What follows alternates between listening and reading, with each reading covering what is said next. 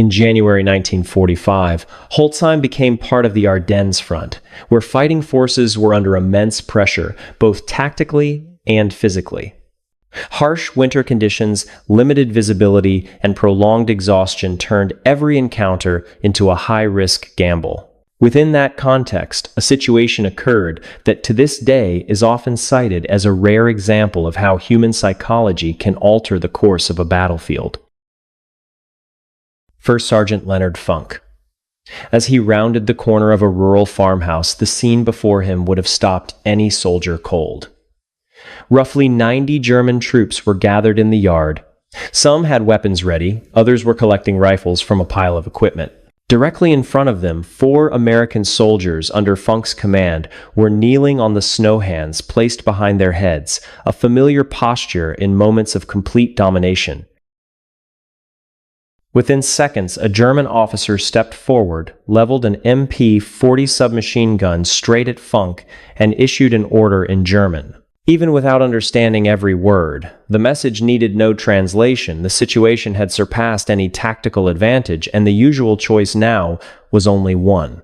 By all rules of military training, this was the moment to lower weapons and accept capture. Most well-trained soldiers would do exactly that. But Leonard Funk reacted in a completely different way. He laughed. It was not a laugh of defiance or loss of control, but a response that froze the entire scene for a brief instant. Amid the silent whiteness of snow and extreme tension, that reaction ran counter to everything everyone, friend and foe alike, expected. That fleeting moment opened a chain of events lasting less than 1 minute, yet enough to completely overturn the outcome of a confrontation that seemed already decided. Why could a soldier laugh in such a situation? Was it an instinctive reflex, or the result of rare clarity under extreme conditions? To answer that question, we need to look deeper into Leonard Funk Jr. himself, the circumstances he faced, and the psychological factors rarely mentioned in stories of war. To understand why Leonard Funk could respond so unusually at Holzheim, we need to look beyond the instant of direct confrontation. That decision was not formed in a few impulsive seconds, but was the result of a long process of accumulation, beginning with his very non-military point of origin. Leonard Funk did not grow up in a military academy or a professional officer training environment. He was a typical product of a decisive model in United States history during the Second World War, the citizen soldier. This war was not fought primarily by career servicemen who viewed warfare as a lifelong profession, but by millions of ordinary civilians mobilized in a short time to face a conflict on a global scale. Those people came from civilian life, farmers, factory workers, office clerks, salesmen, and brought with them habits of thinking not shaped for war. Leonard Funk was one of them. Born in Pennsylvania, he had a smaller build compared to military standards of the time. Before enlisting, Funk worked as a salesman, a job that required communication, observation, and the ability to read the reactions of others. Skills rarely considered advantages in a military setting, yet carrying hidden value in unpredictable situations. Funk's decision to volunteer for the airborne forces in 1941 was not an obvious choice. Even within the United States Army, airborne units were still seen as new high risk and lacking a long record of success. That a man of modest physical stature chose this path only added to the doubts. However, airborne selection criteria did not revolve solely around muscle strength. They sought individuals capable of enduring prolonged pressure and adapting to environments with little control, places where initial plans often became obsolete almost immediately after landing. A compact physique reduced the risk of injury when carrying heavy loads of equipment. Endurance and the ability to maintain performance under sleep deprivation and limited supplies were valued more than short-term strength. Most important of all was the ability to remain calm in situations without clear instructions. In other words, airborne units needed people who could reorganize their thinking when familiar structures collapsed. This was a quality difficult to measure through physical tests, yet decisive in real-world combat. One detail often overlooked in Leonard Funk's story is that he did not begin his military career in a combat role. Funk was assigned as a clerk, an administrative position demanding precision discipline and the ability to process information within tightly regulated systems. At first glance, this may seem like a step backward from the image of a frontline soldier. Yet, this work forged in Funk a habit of structured thinking, sorting information, identifying priorities, and making decisions based on limited data. When transferred to a combat unit, he carried no physical advantage with him, but rather an organized approach to problem solving, something rarely emphasized in stories of war.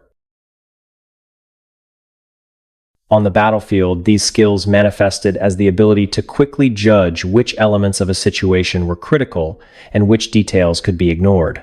Funk's advancement was not tied to dramatic displays of heroism, but to steadiness under intense pressure, a trait especially vital at the non-commissioned officer level, where the line between orders and reality is always fragile. From a rear area position, Funk rose to the rank of first sergeant, a role requiring both the command of others and direct exposure to danger. This reflects a reality of modern warfare that is seldom highlighted. Leadership often reveals itself most clearly, not when everything goes according to plan, but when plans no longer work. It was precisely this foundation, a civilian background shaped by military discipline, yet unconstrained by rigid thinking, that prepared Leonard Funk to face the paradoxical moment at Holzheim. Still, one more crucial factor must be placed into context to fully understand his decision: the shared psychological state of American soldiers in the Ardennes during the final weeks of 1944. Leonard Funk's composure and self-control are essential to understanding his reaction at Holzheim, but they are still not enough. That decision can only truly be explained when placed within the collective psychological context of American soldiers in the Ardennes at the end of 1944, a period when many foundational assumptions about war began to fracture. On December 17, 1944, at the Bagnères crossroads near the town of Malmedy, an incident occurred during combat that quickly spread throughout the United States Army.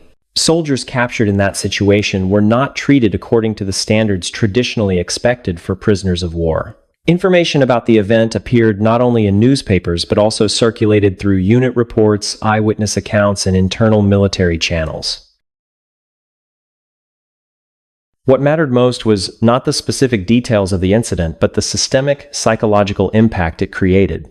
When the unwritten rules no longer applied, in war alongside formal laws, there have always existed implicit limits, assumptions soldiers rely on when making decisions in desperate situations. On the Western Front, before late 1944, many soldiers still believed that when all tactical options were exhausted, surrender could be the only way to avoid further loss of life.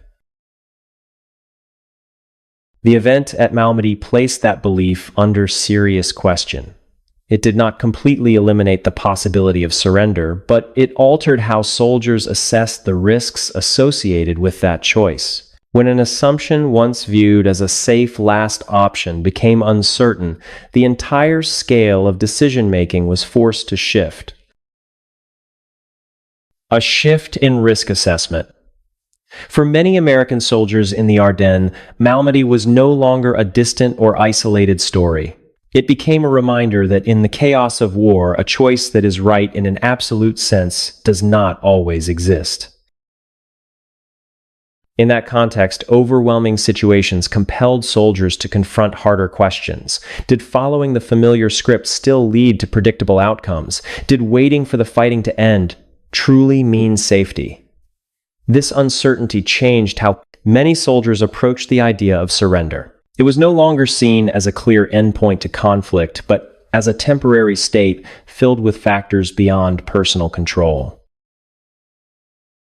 decision-making when no option is safe. Placed within this framework, Leonard Funk's reaction at Holzheim can be viewed as a practical comparison rather than an impulsive act. In a situation where every option carried high risk, attempting to reclaim initiative even for a brief moment could be seen as an effort to reduce uncertainty, not to display bravado or challenge the enemy.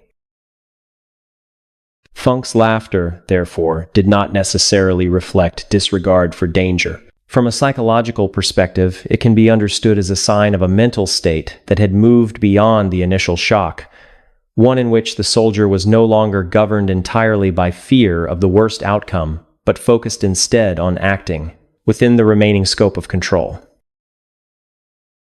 This shift in perception from seeking a safe ending to accepting risk in order to regain initiative directly led to what unfolded moments later at Holzheim. There, individual psychology, timing, and rapid decisions converged, creating a situation in which neither side could predict the outcome.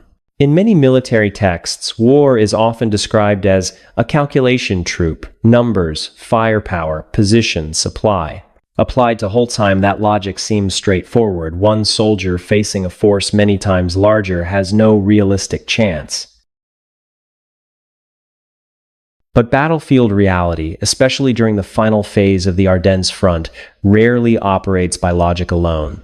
In early 1945, both sides entered engagements with incomplete information, disrupted command, and strained morale. Units were constantly fragmented, plans changed by the hour, sometimes by the minute. Under such conditions, numerical superiority only held value when paired with effective control of the situation. One point rarely emphasized in war narratives is this: humans do not react to objective reality, but to how they understand that reality. Under prolonged stress, physical exhaustion combined with mental pressure significantly degrades information processing. Post-war studies show that when soldiers reach exhaustion, they tend to rely more on familiar reflexes than on analysis, respond more slowly to unexpected signals, and become especially sensitive to behavior that falls outside expectations. This creates a paradox. The more overwhelming the situation, the less psychologically flexible people become.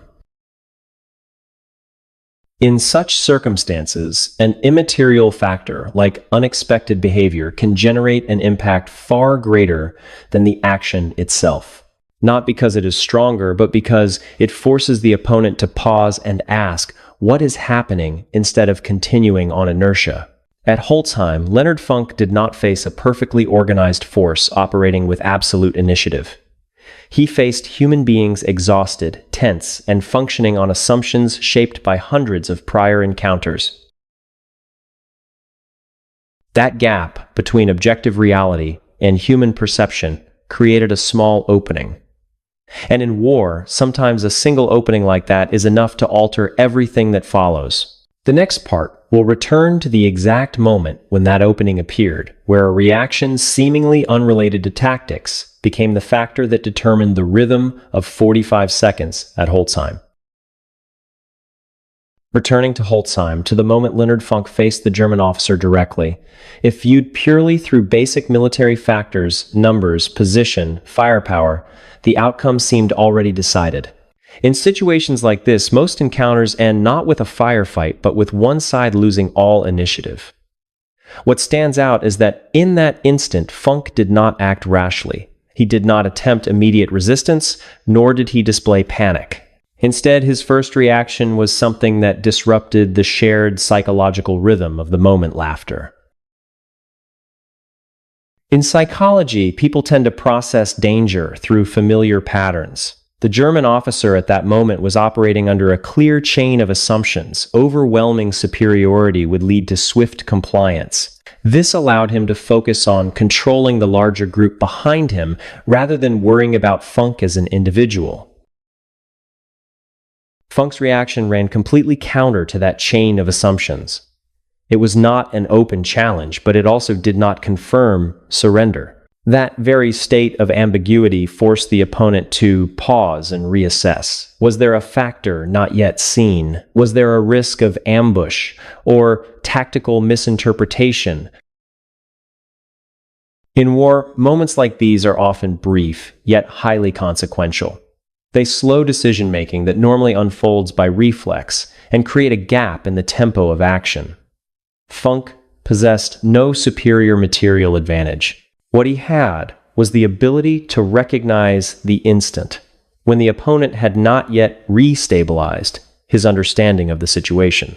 While the German officer was still trying to fit the unexpected reaction into a coherent scenario, Funk began to act. At close range and in confined space, the decisive factor is no longer quantity, but who acts first, who issues clearer commands, and who disorients the opponent in the opening seconds. One detail often overlooked is that Funk did not focus solely on the enemy. Almost simultaneously, he issued orders to the American soldiers who were being held. This shows that he did not see himself as acting alone, but continued to think as a commander attempting to restore unit structure amid chaos. In infantry units worn down after days of fighting, psychological stability depends heavily on command. When the center of direction is disrupted, soldiers in the rear often lack the information needed to accurately judge immediate danger. At Holzheim, what occurred was not instant collapse, but a rapid rise in uncertainty. In such an environment, many soldiers choose to stop acting to avoid unnecessary risk. This is a common wartime response, especially when units are already exhausted. What matters is that Leonard Funk did not control the situation through sheer force, but by reclaiming authority over tempo.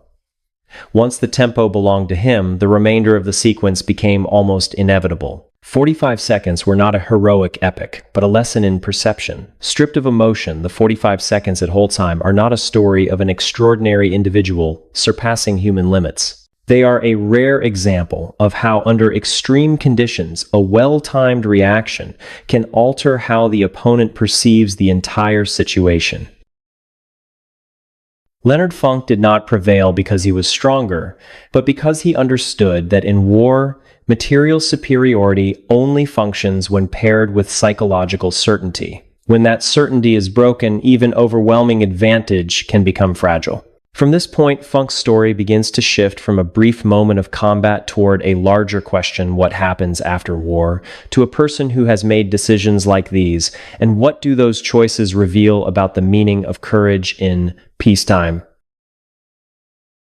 When the war ended, Leonard Funk Jr. returned home with a military record any soldier could take pride in. He was among the most highly decorated paratroopers in the United States Army, receiving the Medal of Honor, along with numerous awards for service and sacrifice in combat. Yet, if Leonard Funk is viewed only through his medals, the story stops at a familiar mold, the wartime hero.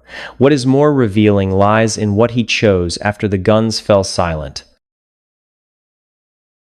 In the post-war years, many well-known veterans stepped into public life, writing memoirs, giving speeches, or entering politics. Leonard Funk did not follow that path. He returned to Pennsylvania and accepted a position with the Department of Veterans Affairs, an administrative institution rarely associated with glory or personal recognition. For nearly 3 decades, Funk worked in an environment entirely different from the battlefield files, procedures, and people carrying long-lasting burdens from the war years. His job did not demand split-second reactions or rapid decisions, but patience, precision, and the ability to listen, qualities seldom celebrated yet deeply consequential to the lives of other veterans.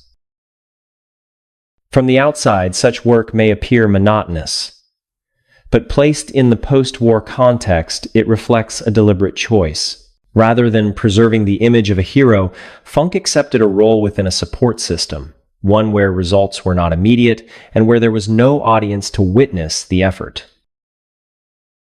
If the war was the period in which he helped defend a threatened order, then his work at the Department of Veterans Affairs was his way of participating in the restoration of that order. Here, dedication was not measured in moments of extreme tension, but in years of steady attention to very real needs, medical care benefits, and recognition for those who had served. Leonard Funk lived a quiet life. largely separated from the grand narratives he had once been part of. Many around him never knew that their reserved neighbor had faced decisive moments on the European battlefield. This humility was not an avoidance of the past, but a sign that he had placed his experience where he believed it belonged as a matter of responsibility, not an identity to be displayed. Seen this way, Leonard Funk represents not only courage in war, but also a rarely told post-war choice, one in which a person's value lies not in how many extraordinary acts they once performed, but in how they continue to serve when no one is asking them to do so. The story of Leonard Funk Jr. leaves us with a profound lesson about the nature of courage. Courage is not the absence of fear. Leonard Funk was certainly afraid when a gun barrel was pressed into his stomach, but courage is the presence of awareness in the very moment of greatest fear. Funk showed us that even when the math says you are certain to lose against overwhelming odds, sharp thinking and psychological awareness can still reverse the balance. Sometimes a well-timed laugh can carry more power than an entire armored tank division. President Harry Truman once said that presenting the Medal of Honor to Funk was an honor he held in especially high regard. That statement was not ceremonial. It acknowledged that political power may come from elections, but Funk's resolve was something that could not be granted. It was forged from the iron will of an ordinary man in extraordinary circumstances. Hopefully, the story of Leonard Funk has offered you a new perspective on history and on the strength of the human spirit.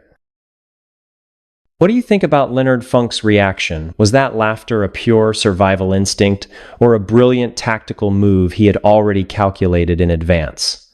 Leave your thoughts in the comments so we can discuss together. If you found this content valuable, do not forget to press like and subscribe so you do not miss future stories that decode history. Thank you for watching, goodbye, and see you next time.